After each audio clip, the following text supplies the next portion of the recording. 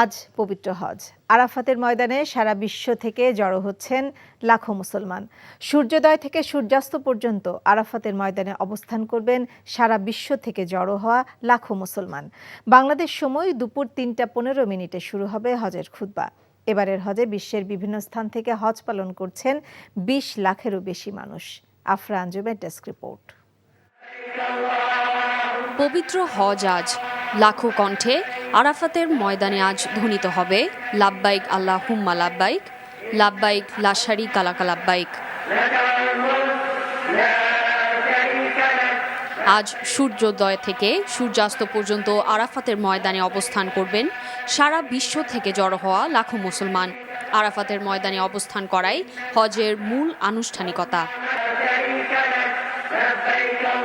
আরাফাতের ময়দানে সারাদিন অবস্থানের পর তারা যাবেন মুজদালিফায়। মিনার মতো মুজদালিফাতেও সারা রাত থাকবেন হজযাত্রীরা।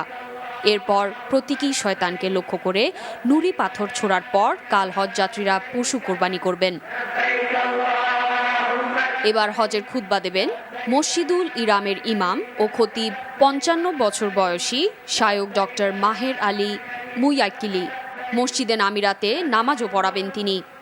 এবারই প্রথম হজের খুতবা বাংলা সহ ৫০টি ভাষায় অনুবাদ করা হবে। পবিত্র হজ পালন করতে বিশ্বের বিভিন্ন প্রান্ত থেকে লাখ লাখ মানুষ সৌদি আরব গেছেন।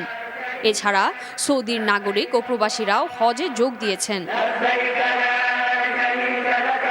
এদিকে সৌদির সরকার জানিয়েছে হজের সময় মক্কার গড় তাপমাত্রা ৪৪ ডিগ্রি সেলসিয়াস হতে পারে।